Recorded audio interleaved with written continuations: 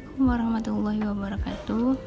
Baik, pada kesempatan kali ini kami akan mempresentasikan hasil kelompok kami, yaitu kelompok 3 yang berjudul penyampaian materi secara sistematis dan logis. Di sini kami kelompok 3 beranggotakan 3 orang. Yang pertama, saya sendiri sebagai moderator, nama saya Sarah Rausanisa, dan pemateri pertama yaitu Elsie Wiltria Anggarisari, dan pemateri kedua yaitu Dita Yuliana Sapitri. Kepada pemateri pertama saya persilahkan. Baiklah, saya akan menjelaskan materi pembelajaran. Komponen utama dalam segala bentuk pembelajaran adalah aktivitas konstruksi pengetahuan dan pemberian makna terhadap stimulus belajar. Aktivitas tersebut sering dimaknai sebagai interaksi edukatif dalam konteks di mana aktivitas belajar berlangsung.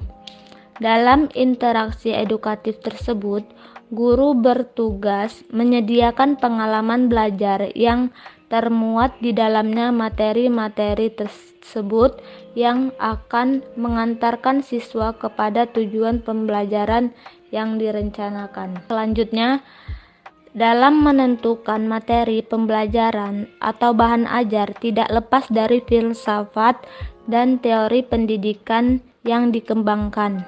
Seperti telah ditemukan di atas bahwa pengembangan kurikulum yang didasari filsafat klasik, pengusahaan materi pembelajaran menjadi hal yang utama. Dalam hal ini, materi pembelajaran disusun secara logis dan sistematis dalam bentuk yang pertama, teori, kedua, konsep, ketiga, generalisasi, 4, prinsip, 5, produser, 6, fakta, 7, istilah, 8, contoh, 9, definisi, 10, preposisi. Baiklah, terima kasih. Saya kembalikan kepada moderator. Terima kasih saya ucapkan kepada pemateri pertama yang sudah membacakan materinya. Dilanjutkan kepada pemateri kedua, saya persilahkan. Terima kasih kepada moderator telah mempersilahkan saya. Selanjutnya, materi pembelajaran yang didasarkan pada filsafat progresivisme lebih memperhatikan tentang kebutuhan, minat, dan kehidupan peserta didik. Oleh karena itu, materi pembelajaran harus diambil dari dunia peserta didik dan oleh peserta didik itu sendiri. Dalam prakteknya, untuk menentukan materi pembelajaran perlu memperhatikan hal-hal berikut. Yang pertama, sahih atau valid. Dalam arti, materi yang dituangkan dalam pembelajaran benar-benar telah teruji kebenaran dan kesohihannya. Yang kedua, tingkat kepentingan. Materi yang dipilih benar-benar diperlukan peserta didik, mengapa dan sejauh mana materi tersebut penting untuk dipelajari. Yang ketiga, kebermaknaan. Materi yang dipilih dalam memberikan manfaat akademis maupun non-akademis. Yang keempat, layak dipelajari. Materi memungkinkan untuk dipelajari baik dari aspek tingkat kesulitannya maupun aspek kelayakannya. Yang kelima, menarik minat. Materi yang dipilih hendaknya menarik minat dan dapat memotivasi peserta didik untuk mempelajari lebih lanjut. Mengajar adalah sebagai proses menyampaikan materi pelajaran. Maka kegiatan belajar mengajar atau proses pembelajaran memiliki 4 karakteristik sebagai berikut.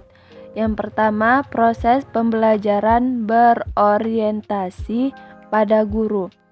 Sehubungan dengan proses pembelajaran yang berpusat pada guru, maka minimal ada 3 peran utama yang harus dilakukan guru, yaitu guru sebagai perencana, sebagai penyampai informasi, dan guru sebagai evaluator. Sebagai perencana pengajaran, sebelum proses pengajaran, guru harus menyiapkan berbagai hal yang diperlukan, seperti misalnya materi pelajaran apa yang harus disampaikan, bagaimana cara menyampaikannya, media apa yang harus digunakan, dan lain sebagainya.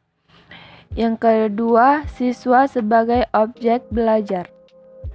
Sebagai objek belajar, kesempatan siswa untuk mengembangkan kemampuan sesuai dengan minat dan bakatnya, bahkan untuk belajar sesuai dengan gayanya sangat terbatas, sebab dalam proses pembelajaran segalanya diatur dan ditentukan oleh guru. Yang ketiga, kegiatan pembelajaran terjadi pada tempat dan waktu tertentu. Proses pengajaran berlangsung pada tempat tertentu, misalnya terjadi di dalam kelas dengan penjadwalan yang ketat, sehingga siswa hanya belajar manakala ada kelas yang telah didesain sedemikian rupa sebagai tempat belajar. Yang terakhir, tujuan utama pembelajaran adalah penguasaan materi pelajaran. Keberhasilan suatu proses pengajaran diukur dari sejauh mana siswa dapat menguasai materi pelajaran yang disampaikan oleh guru. Sekian yang dapat saya sampaikan, saya kembalikan ke moderator. Terima kasih kepada pemateri kedua yang telah menyampaikan materinya. Demikianlah presentasi dari kelompok kami. Apabila ada kesalahan, kami mohon maaf. Kepada Allah kami mohon ampun. Semoga materi yang kami sampaikan dapat bermanfaat bagi kita semua. Wabillahi taufik wal hidayah. Assalamualaikum warahmatullahi wabarakatuh.